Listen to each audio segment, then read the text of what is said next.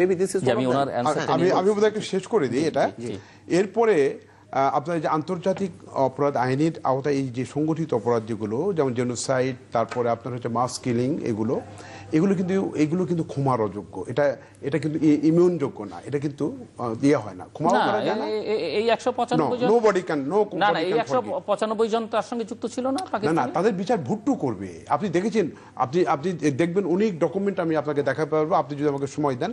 আগামী কালকে দিন আমি ডকুমেন্টগুলো নিয়ে আসতে পারবো। এবং বঙ্গবন্ধু বলেছে, পুরো চুক্তিটাই আছে, পাকিস্তানি নেমেই বলেছেন ভুট্টু সাহেব আপনি তাদের বিচার কার্যক্রম শুরু করেছেন কেন, বঙ্গবন্ধু বলেছেন। কিন্তু তারপরে এইখানে যে বিচার ব্যবস্থাটা বঙ্গবন্ধু শুরু করেছিলেন 1973 সালে ইন্টারন্যাশনাল ক্রাইম ট্রাইব্যুনাল করে, এই যে বিচার ব্যবস্থা কিন্তু চলছিল, এটা চলমান ছিল, বঙ্গবন্ধু তো বন্ধ করেননি।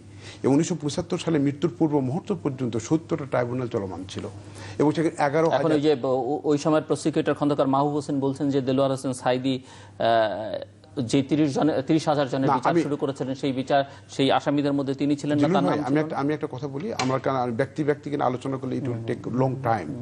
আমি শুধু বলি যে 37,000 গ্রেপ্তার হয়েছিল দালাল আইনি, কিন্তু দালাল আইনি পর্যাপ্ত বিচার করা যাবে না। এই জন্য বঙ্গবন্ধু মনে করলে আমার দেশ পুনর্গঠনের জন্য আমরা খুঁটিনাটি অপরাধের জন্য যদি আমরা বিচার শুরু করি, তাহলে অনেক মানুষের বিচার করতে হবে।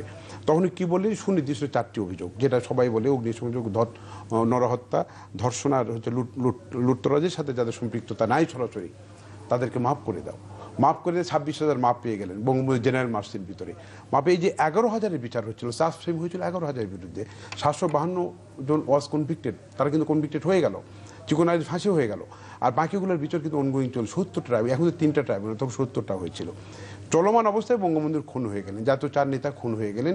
জাতীয় 4 নেতাকে নভেম্বরের 3 তারিখে রাতে খুন করার পরেই ঠিক ডিসেম্বর মাসে, বিজয়ের মাসের 31 তারিখে কিন্তু এই international crime tribunal repeal ordinance জারি করে সবাইকে জেলখানার থেকে মাফ করে দেওয়া হলো, দণ্ডপ্রাপ্তদের ছেড়ে দেওয়া হলো। দিয়ে তারপরে দেখেন আপনি প্রেসিডেন্ট অর্ডার 2 অফ 1976, সেইখানে আপনার অর্ডিন্যান্স জারি করে আপনার এই যে ধর্মভিত্তিক রাজনীতি যেটা নিষিদ্ধ করা ছিল সেটাকে পুনর্জীবিত করা হলো। করার পরে যে কথা বলছেন ওই জায়গায় আপনারা তো 15th অ্যামেন্ডমেন্টের মধ্যে একটা বিশাল অ্যামেন্ডমেন্ট করলেন। আমি শেষ করি। তারপরে কিন্তু এই যে রাজনৈতিকভাবে স্বাধীনতা বিরোধী অবস্থানে যারা ছিল, তার রাজনীতি করার, ব্যবসা বাণিজ্য, তার সকল রাষ্ট্র পরিচালনার সকল কাজে সম্পৃক্ত হবার কিন্তু তারা সুযোগ পেল। সব লিগ্যাল ব্যারিয়ারগুলো উইথড্র হয়ে গেল। তখন তারা সাধারণ মুক্তিযোদ্ধা আর রাজাকারের মধ্যে কোনো ব্যবধান কিন্তু থাকলো না। এই ব্যবধান কিন্তু একটু শেষ করি, এরশাদ সাহেবের সময় আরো কিন্তু প্রমোট হলো, যখন রাষ্ট্র ধর্মকে। এরশাদ সাহেব যা না করেছেন, আপনি তো তার চেয়ে বড়টা করেছেন, যে এখন আপনি এমন আইন করেছেন সংবিধানে সংশোধন করে যে রাষ্ট্রধর্ম ইসলাম যে আছে সেটির বিরুদ্ধে কেউ কোনো প্রশ্ন তুলতে পারবে না, আদালতে যেতে পারবে না, সেটিও তো আপনি করে দিয়েছেন। না, প্রশ্ন করা যাবে না সেটা না, আমি আপনাকে বলি। এখন যেটা বলা হয়েছে যে অপরিবর্তনীয় করেছেন না, এটাকে আপনি কোনটা, এই যে কোনো কিছু অপরিবর্তনযোগ্য না, সংবিধান তো অপরিবর্তনীয় যোগ্য না, সেটি আপনি বুঝি, কিন্তু আপনি সংবিধানে তো সেই প্রভিশন সেটি বলেছেন। না, পরিবর্তন করা যাবে না কেন? আপনি আবার টু-থার্ড মেজরিটি আবার পরিবর্তন করতে পারবেন, কিন্তু না, আপনি মৌলিক কতগুলো বিষয় চিহ্নিত করেছেন, এবার পঞ্চদশ সংশোধনের মধ্যে দিয়ে হয়নি হয়েছে, তো সেটা আমি বলছি যে হওয়া সম্ভব, কিন্তু আপনারা যে সংসদ সদস্যরা সংবিধানটা চেঞ্জ করলেন, আপনি যদি সেকুলারিজমকে পরিবর্তন করতে পারেন, এটা কেন পারবেন না? শুনেন, জিনিসটা সেরকম টু-থার্ড মেজরিটিতে অবশ্যই পরিবর্তন করতে পারবেন, অবশ্যই পরিবর্তন করা যাবে, কিন্তু আপনারা বলেছেন যেগুলো অপরিবর্তনীয়। না, পঞ্চদশ সংশোধনীতে আচ্ছা পারবো আমরা এটার মধ্যে চলে জিলুর ভাই, আমরা একটু লিখতে পারবো, কিন্তু পরিবর্তন করতে পারবেন, টু-থার্ড মেজরিটি হলেই করতে পারবেন আপনি। আমি লিখতে পারবো পরিবর্তন করা যাবে না, বাট আপনি টু-থার্ড মেজরিটি যেটা আবার বলে যে পরিবর্তন করা যাবে, তখন কেন হবে না? আপনি আইন করে বলেছেন অনেক কিছু নিষিদ্ধ, তো যেটি সবসময় নিষিদ্ধ থাকে, কিন্তু সেগুলো তো সংবিধান সাইডলাইনে রেখেও তো অনেক কিছু করে। না, সংবিধান সাইডলাইনে রাখার বিষয় না, এটা সামনে আমরা শেষের প্রান্তে আমি আসছি আপনাদের সামনে রাখতে। না, আমি 2 মিনিট সময় আপনার জন্য শেষ করবার। আমি একটু এতটুকু বলতে চাই, এখন দেশটা একটা খুবই অ্যালার্মিং সিচুয়েশন, একটা ন্যাশনাল কনসেনসাস দরকার। এবং আওয়ামী লীগ যে জিনিসটা হাতে নিয়েছেন, এবং আওয়ামী লীগের এটাকে ঠিক করার বা এটাকে ধরার মতো বা এটাকে প্রোটেক্ট করার মতো ইনাফ ইকুইপড আওয়ামী লীগ মনে হচ্ছে না।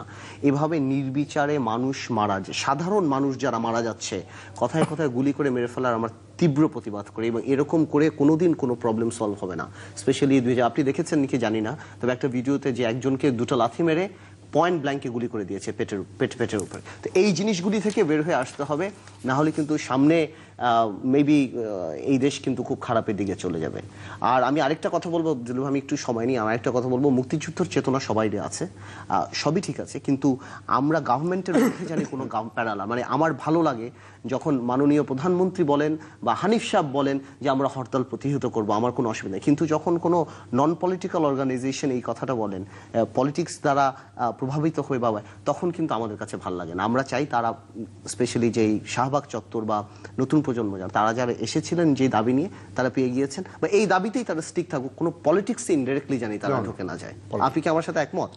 হ্যাঁ, না, জাগরণ শাহবাগ চত্বরে যেটা নতুন প্রজন্মের জাগরণ মঞ্চ, তারা কোনো পলিটিক্স করবে না, কিন্তু তাদের মৌলিক দাবির ভিতরে রাজনীতি অবশ্যই থাকবে, কিন্তু সেটা হয়তো বা কোনো দলের বিপক্ষে যেতে পারে, কিন্তু এই দেশের এবং রাষ্ট্রের পক্ষে যেন থাকে, আমাদের ইতিহাস ঐতিহ্যের সাথে যেন সেটা থাকে। আমি যে কথাটা বলতে চাচ্ছি যে এই যে deliberate and systematic destructive activity যেটা শুরু হয়েছে আমার বাংলাদেশে, ইট শুড বি স্টপড। এটা যেখান থেকেই হোক না কেন, এটা বন্ধ করতে হবে। আজকে ইয়েস, অবশ্যই গভর্নমেন্ট উইল ডু ইট, আর গভর্নমেন্ট এটা করতে না পারলে গভর্নমেন্ট ফেল করবে।